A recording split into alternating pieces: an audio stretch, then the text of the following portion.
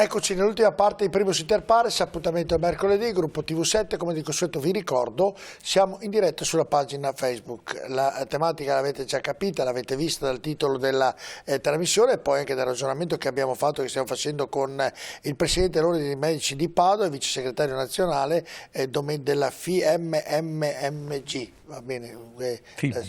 FIMG, tutte le sigle sono sempre molto lunghe, dottor Domenico Maria Crisaio, io lo chiamo sempre Domenico, quindi, per semplicità di domande e di richiesta. Allora, iniziamo, 2 o 3 cosette così. I vaccini, secondo lei, l'altro giorno il medico mio di base mi ha detto, lei è un soggetto fragile, deve fare la 5ª dose, mi ha consigliato di farla, secondo lei? Ma secondo me vanno fatte perché ormai sono dei richiami, quindi non è più, diciamo, su quella, vanno fatti dei richiami e si vede quello che sta succedendo. E lo sai che qualcuno magari mi dice invece è meglio non farla, perché ha fatto 4 dosi, perché ha fatto il monoclonale 2 volte, perché ha preso il Covid 2 volte, insomma sei abbastanza tutelato. Guardi, questo per dire che non c'è una chiarezza. Questo è il danno che... Da parte di tutti voi. Sto dicendo esattamente quello che dicevi. Questo è il danno più grosso che la classe medica ha fatto in questo periodo. Cioè, come tutte le cose di scienza, no? Per dare dei giudizi bisogna avere delle competenze specifiche. I tuttologi non sono, come dire, il massimo. Questi non sono tuttologi. No, sono medici tuttologi. Ah, ecco, corregga. Io sto parlando, ho già detto che in generale non vanno bene i tuttologi, poi nel campo specifico soprattutto. Per cui ritengo io che una buona politica da parte del medico è quello di attenersi a quelle che sono le fonti scientifiche primarie. Quindi parliamo dell'Organizzazione Mondiale della Sanità, parliamo dell'EMA, parliamo dell'FDA, parliamo dell'AIFA. Ma lo sai chi mi ha detto di non farla a me? È una fonte scientifica nazionale. Allora, il problema è questo, che va benissimo, basta soltanto che... E a chi devo credere io? A quello che è la scienza ufficiale, perché poi, come si vede su altre vicende, altre vicissitudini di questi giorni, vengono fuori, emergono personalismi, idee, situazioni che vengono decontestualizzate. Noi abbiamo un problema e stavolta la domanda faccio io a lei. Mi scusi un attimo, cosa sta succedendo dalla Cina? Per quale motivo abbiamo bloccato i cinesi che arrivano qua? Mica perché cosa? Per un semplice motivo, perché sono strapieni di Covid, perché il loro vaccino era un vaccino tarocco, che non ha funzionato e che ha impestato 1 miliardo di abitanti. Mentre invece in questo paese si è potuto arrivare al punto di togliere dopo 5 giorni senza sintomi anche il tampone finale. Adesso non è più necessario fare il secondo tampone per vedere che si è negativizzati. E per cosa? Per intercessione, senz'altro ci sarà stata la mano di Dio, dello Spirito Santo, no, perché ha funzionato la campagna vaccinale. Questi sono dati oggettivi. No, ma nessuno ha messo in dubbio questo. Allora il problema qual è? È che quello che si vede... Il problema è se, come qualcuno dice, dopo 4, quello che ha subito... perché quello che adesso vede la scienza è che dopo un periodo, dai 4 ai 6 mesi, indipendentemente dalle dosi che hai fatto o dalle infezioni che hai preso, il livello anticorpale si abbassa. Sì, però quindi... anche la potenza del vaccino, cioè anche la potenza del virus. Sì, però il problema è che noi non sappiamo se il prossimo giro arriverà Cerberus o arriverà Hercules.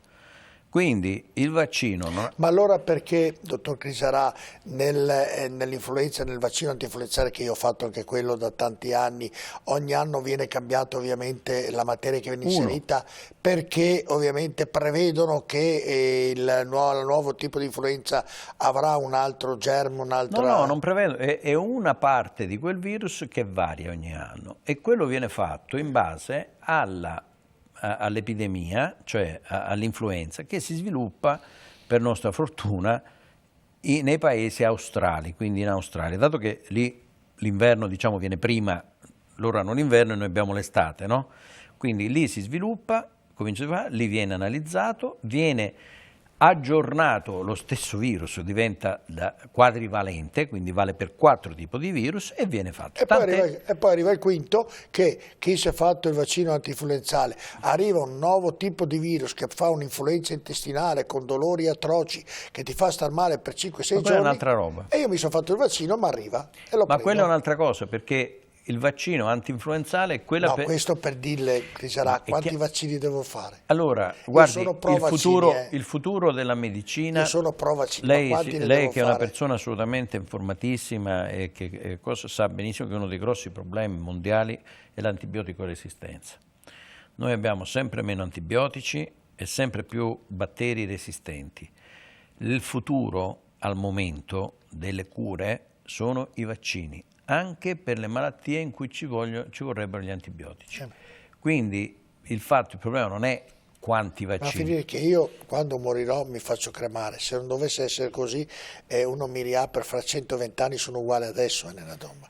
No, lei è uguale adesso perché... Non mi consumo sicuramente con tutti i farmaci che ho preso. Ma guardi, lei non è che si consuma per non ha importanza i farmaci o per i cosi, lei è perché rimarrà con le sue cellule con uno spirito vivace che l'ha sempre caratterizzato anche da morte. Sì, quindi... No, però il problema è davvero che questa cosa va chiarita, se sì, se no deve essere chiarita da parte di tutti e deve avere una linearità. Guardi, perché io credo che tanti medici di base dicono: beh sì, sai, Borino, che sarà fatti pure la quarta, quinta dose, non ti fa male e si salva e si para il culo. Mi scusi la parola brutale, ma faccio in modo che...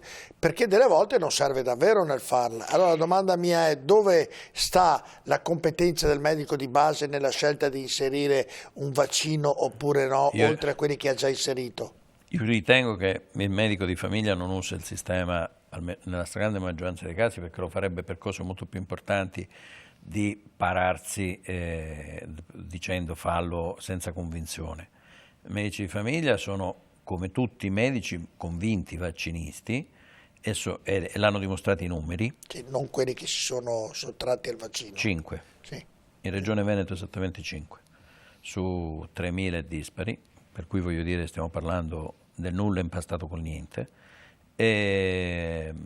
perché l'essere vaccinati è una garanzia anche per il medico, ma sa per quale motivo? Per la cosiddetta diagnosi differenziale. Quindi consiglia di fare il vaccino? Ma lo consigliano tutti. Senta, cosa ne pensa della diatriba Crisanti, Palù, il Presidente della Regione, tutto quello che sta succedendo? Lei è Presidente dell'Ordine dei Medici, Padova, Crisanti lavora a Padova, per fortuna è iscritta a Roma. Per fortuna è iscritta a Roma, all'Ordine di Roma. No, ma le dico subito che ma lavorava nell'azienda di Padova, no? come iscrizione all'Ordine. Però lavorava. Sì, certo, era una battuta sciocca. Guardi, io dico solo una cosa. Sui risvolti giudiziari non è compito mio e non mi interessa. Io so e sono stato lì nei giorni duri che abbiamo dimenticato del 2020, di prima e seconda ondata, e so quello che facevo io e che facevano gli altri miei colleghi, praticamente a mani nude. Aver avuto uno strumento, parlo tecnicamente da medico, che anche ammesso e non concesso che non fosse precisissimo, i famosi 3 negativi, falsi negativi su 10, per noi è stato fondamentale rispetto allo 0 uguale a 0. Perché fino a prima di avere quello strumento in mano, ricordo a me stesso che i medici di famiglia di Padova sono stati i primi in Italia che volontariamente... Sì, ma se è mezzo tarocco è rischioso anche se sono 3. Mezzo tarocco non ha il problema. Moltiplicarsi. Il problema, sì è vero, però lei si metta da quest'altra parte. Cioè, dal punto di vista della ricerca scientifica, del lavoro scientifico, i ragionamenti non fanno una piega. Bisogna però applicare queste cose nella pratica quotidiana. Nel fatto che tu hai centinaia e centinaia di persone al giorno, in un momento in cui per avere la risposta di un molecolare ci volevano nella migliore delle ipotesi 10 giorni, e quel paziente era sintomatico e tu non sapevi se aveva un'influenza, se aveva il Covid o che cos'altro diavolo aveva, perché il Covid non veniva soltanto con la febbre, veniva anche con la diarrea, tanto per capirci, anche uno strumento imperfetto in quel momento, in quel contesto, poteva essere utile, ed era utile. Poi non sarà stato preciso scientificamente, non era in grado di prevenire, di essere certo al 1000 per 1000, ma per noi è stato uno strumento importantissimo. E c'era solo quello, perché non è che c'era altro, e tu dici hai scelto qualcosa che era meno preciso di quello che era più preciso, non c'era nient'altro.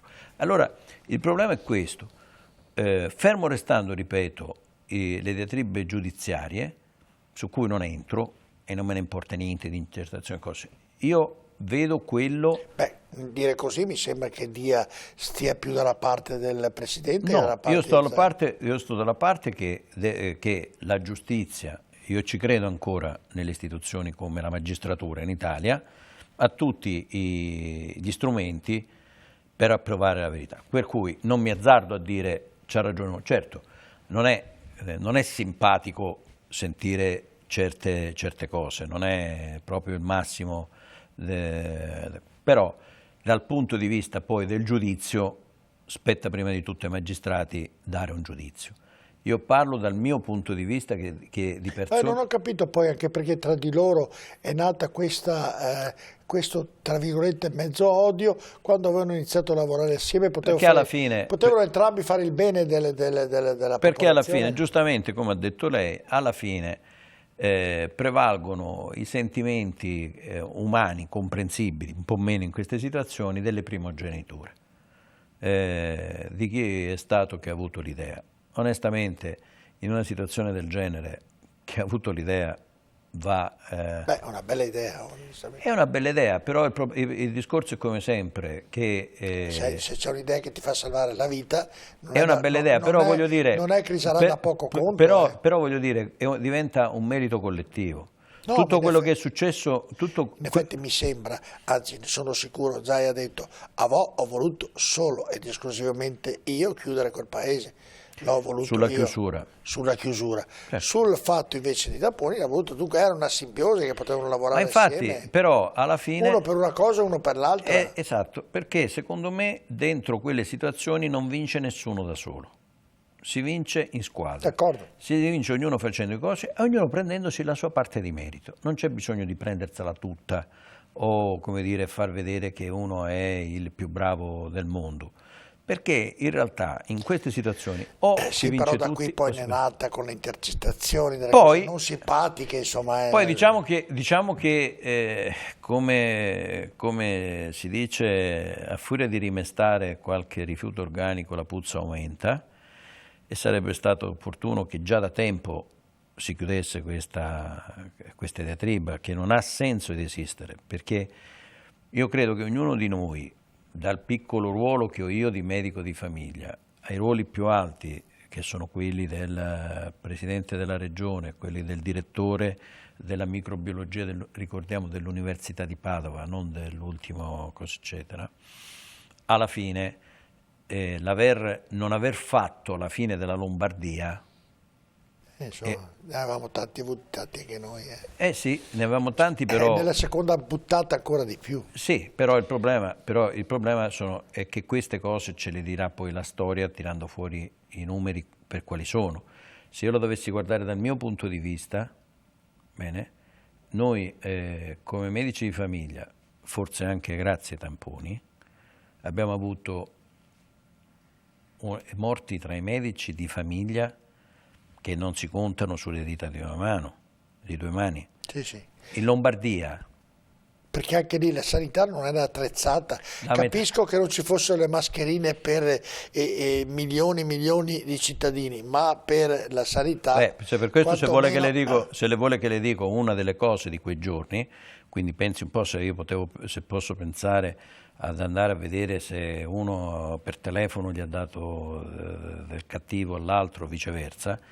Noi abbiamo comprato in quei giorni le mascherine, non sto svelando niente perché ce n'è esposto la Procura della Repubblica, comprate noi come associazione per darle ai medici, perché non ce n'erano, ce le hanno sequestrate all'aeroporto di Venezia, perché dice che non avevamo un'associazione pubblica ma privata e che quindi per ordine della protezione civile andavano all'ospedale.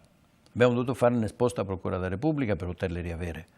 Questo per avere idea di com'era quella situazione, di cos'erano quei giorni. Va bene, senta, concludiamo questa trasmissione perché ci sarebbero tante altre domande, perché oltre a tutto il pandemonio che c'è sotto l'aspetto sanitario in Italia, nella nostra regione, sotto l'aspetto di medici di famiglia, medici di base, come vuole chiamarli, c'è anche nei giorni proprio freschi un problema che non ci sono nemmeno più i farmaci. Vediamo il servizio, poi mi dice cosa ne pensa.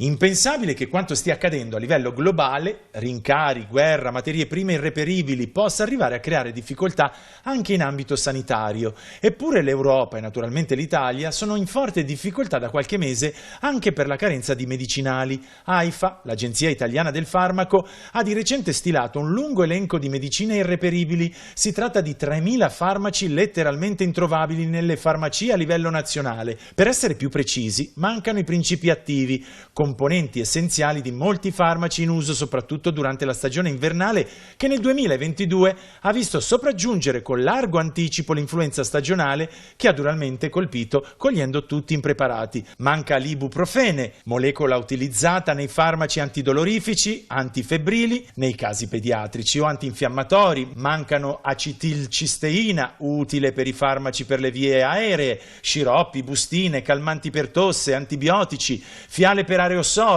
antiasma e molto altro ancora. Direi che ne mancano parecchi, siamo nell'ordine dei 3.000 farmaci in generale che mancano da mesi questo. Diciamo che soprattutto sono prodotti legati al canale dovuto all'influenza.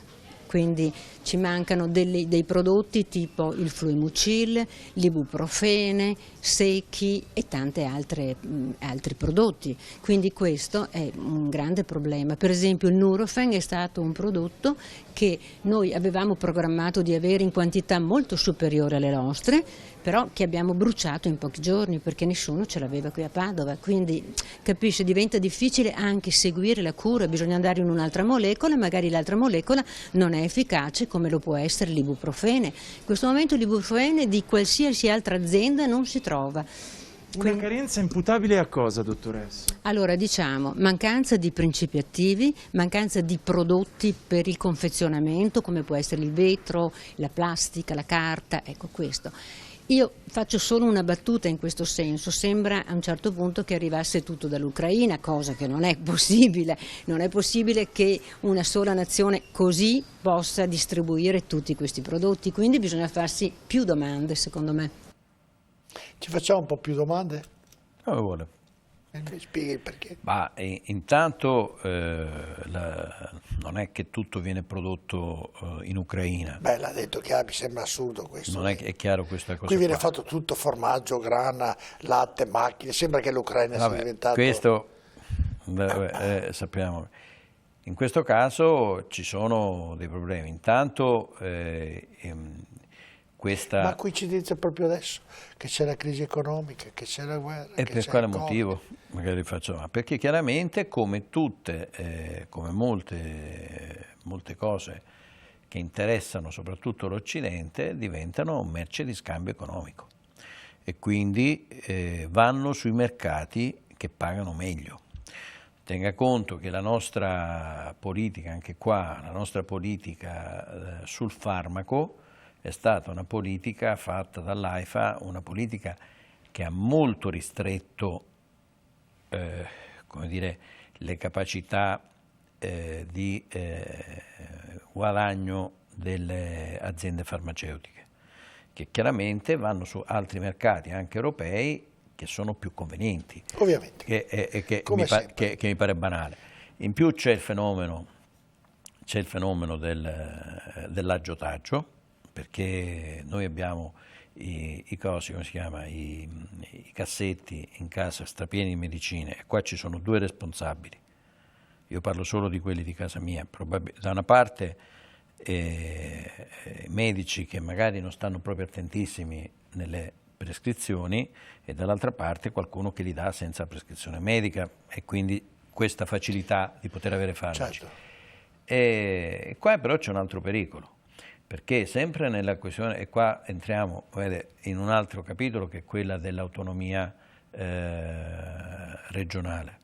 Mentre prima nel sistema economico nazionale i distributori di farmaci erano centinaia, quindi i grossisti tanto per capirci, adesso in questo momento in Italia ce ne sono 6.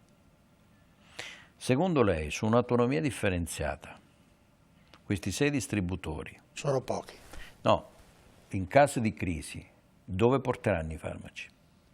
Nelle regioni che pagheranno meglio? Certo, sono pochi e poi ovviamente il fattore economico inciderà Quindi in maniera... bisogna, come dire, bisogna fare attenzione perché tra l'altro... E chi deve intervenire in questo sistema? Deve intervenire lo Stato, perché la sanità in Italia, come in tutto l'Occidente, è un bene primario come la benzina. Mancano i medici, mancano i medici di famiglia, mancano le impiegate che danno un contributo ai medici di famiglia o le infermiere che danno una mano, sono venuti a mancare i farmaci, tanto eccellente la sanità qui in Italia non lo è, insomma, per tutto quello assolutamente dal punto di vista organizzativo sono non d'accordo, d'accordissimo con lei. Ed è quello che stiamo cercando di fare, come stamattina abbiamo denunciato, tra qualche giorno vedranno i cittadini in giro per la città, i manifesti, non spegniamo il servizio sanitario nazionale, speriamo sia accolto. Perché gli unici che possono modificare questo andazzo, che è un andazzo terribile e tremendo, sono i cittadini, sono le organizzazioni civiche, sono le amministrazioni comunali, sono i sindaci che sono i primi responsabili della salute dei cittadini. Assolutamente d'accordo. Grazie dottor Domenico Crisarà di essere venuto in questa trasmissione e di aver chiarito un po' com'è la situazione sotto l'aspetto medici di famiglia, augurandoci che qualcosina venga risolto in breve tempo, non fra 7 anni quando avremo i nuovi medici che usciranno dall'università, ma che il problema di chi non ce l'ha venga risolto abbastanza rapidamente. Ce lo auguriamo tutti quanti. E io spero, la ringrazio dell'invito, spero che sia come dice lei, anche perché avremo anche i farmaci quando non ci serviranno più. Succede sempre così. Grazie Domenico Crisarà di essere stato qui con noi, invece do appuntamento ai nostri telespettatori a mercoledì prossimo per un'altra puntata di Primus Inter Pares. Buonanotte.